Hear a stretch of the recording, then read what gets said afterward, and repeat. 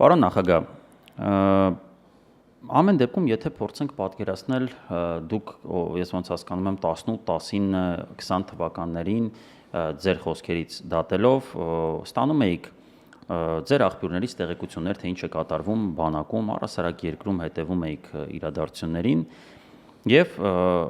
լավ տիրապետում եք, թե պատերազմի սկզբի օրերին ինչ վիճակ էր։ Եթե մի պահ փորձենք պատկերացնել, որ այդ իրավիճակում հայտնվել եք դուք, թեպետ բարդ է դա պատկերացնել, որովհետև արդեն թվարկեցիք, թե ինչը բերեց դրան, բայց այդ օրը սկսվեց, պատերազմի առաջին օրն է, երկրի ղեկավարն էլ դուք եք։ Ձեր գործողությունները որոնք կլինեին, որպեսզի ավարտը լինի ոչ այնպիսին, ինչպես ունեցանք։ Ազգան քո թույլատվությամբ ես մի քիչ մի օր առաջ տամ, էլի, որովհետև պատերազմը սկսվելուց հետո իհարկե հազար մի բան կա անելու, բայց ամենակարևորը դրան նախորդ օրն էր։ Լավ։ Բոլորս գիտեինք, բոլորս արդեն գիտեինք, այդ թվում նաև իշխանությունները եւ իրենք են մի քանի անգամ դրա մասին ասել, որ սեպտեմբերի 27-ի առավոտյան սկսել է ռազմական գործողություններ։ Եթե այդ ժամանակ ես լինեի, ինչպես դու ես ասում, ապա կվարվեի այնպես, ինչպես ապրիլյան քարորիայի սկսվելու օրը վարվեցի։ Այսինքն ես նախ կզանգահարեի գլխավոր շտաբի պետին եւ կասեի, արդյոք զորքերը բերել եք առաջին մարտական պատրաստականությամբ։ Դրական կամ բացասական պատասխան ստանալուց հետո միևնույն է կզանգահարեի Արցախի պաշտպանության բանակի հրամանատարին եւ նույն հարցը կտայի։ Բացասական պատասխանի դեպքում պարզ է թե ինչ տեղի կունենար, որովհետև այդպիսի վերաբերմունքը դա ուղղակի բոլոր նորմերից դուրս է։ Հանցավոր է, չէ՞ դա, պարոն։ Բա ինչա որ հանցավոր չի։ Հետո կհարցնեի, արդյոք հասցրել եք անել հետևյալ գործողությունները։ Արդյոք համալրել եք առաջնագիծը։ Արդյոք տեղափոխել եք հակաօդային պաշտպանության միջոցները, արդյոք տեղափոխել եք մեր հրետանային միջոցները, արդյոք արձակուրդից հետ եք կանչել արձակուրդում գտնվող հրամանատարներին եւ այսպիսի բազմաթիվ հարցեր։ Ես սա չեմ ասում հետին թվով արդեն իմանալով, որ ինչպես ասում են, առաջի օրը մեր հակաօդային պաշտպանության միջոցների կեսը արդեն ոչնչացվել է, նաև հրետանային միջոցների եւ այլն։ Այլ սա այն պարզունակ բաներն է, որ պետք է անել։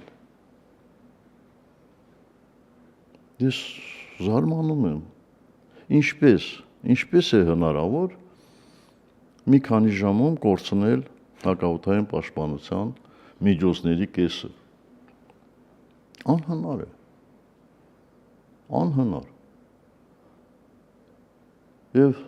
շատ չերկարացնեմ այս մասը։ Ես գլխավոր շտաբի պետից ստանալով պատասխան, որ այո, ես արդեն կհարցնեի, արդյոք նույն պատրաստականության եք բերել նաև մեր հեռահար հարվածային միջոցները։ Դրական պատասխանելուց հետո, պատասխան ստանալուց հետո, բնականաբար, արդեն ես վստահ կլինեի, որ եթե սկսվի ռազմական գործողությունները, ապա առաջինը հենց այդ պետք է կիրառվեր։ Այդ մեծ ավերածություններ գործող մեր սպառազինությունները։ Որովհետև այն ժամանակ մենք ունեինք արդեն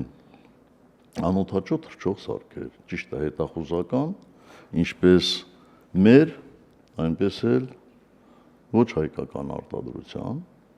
եւ բացի դրանից ամբողջ զորքը նույն մեր ժամանակ արդեն ապրիլյանից հետո այդպեսին է։ Ունեին գիշերային դիտարկման սարքավորումներ եւ այլն, եւ շատ հստակ կարելի էր տեսնել, թե իրոք այն վտանգը, որ կա, որ գործողությունները առավոտյան պետք է սկսվեին, արդեն սկսվում են, թե չէ, որտեղ սկսելու համար հոյն դիրքում կանգնած հակառակորդը չէ հարձակվելու։ Նոր ստորաբաժանումներ պիտի գային, զորքերի համախմբում կլներ, դա անհնար էր չնկատել։ Եվ կսպասեի մինչև այն պահը, երբ իրենց առաջին հարձակումը լիներ, եւ կօգտագործեինք այդ հզոր միջոցները։ Եվ դա կարող էր բերել, ինչ ասեմ, նույնիսկ այդ հարձակողական օպերացիայի կանխարգելում, ձախողում։ Դուք զուգահեռ անցկացրեցիք ապրիլյան պատերազմի հետ, մենք ճիշտ է դա ժամանակագրական ավելի ուշ ունենք, բայց ես ճիշտ եմ չի հասկանում, այս կտորը ամփոփելու համար, այս մասը, դուք թվարկեցիք այն գործողությունները, որոնք փաստացի բանաձևի սկզբունքով դուք կիրառել եք ապրիլյանի առաջին օրը։ Այո, հիմնականում այո, որովհետև ապրիլյանը մեզ համար հանկարծակի էր ստացվել։ Ես ամենայն դեպս գտնվում եմ Միացյալ Նահանգներում եւ արդեն օթանավում ինձ զանգահարեցին, ասեցին, որ ռազմական գործողություններ է սկսվել։ Ես ընդամենը զանգել եմ պաշտպանության նախարարին եւ ասել եմ մեր պաշտպանողական պլանը, գործողությունների պլանը դրել եք գործողության մեջ, թե ոչ։ Ասեց այո։ Էլ հեռախոսով լրացիչ ոչ մի բան չասեցի։ Բայց զանգահարել եմ նաև պաշտպանության բանակի հրամանատարին եւ ուղղակի իմ աջակցությունն եմ հայտնել։ Ասել եմ, որ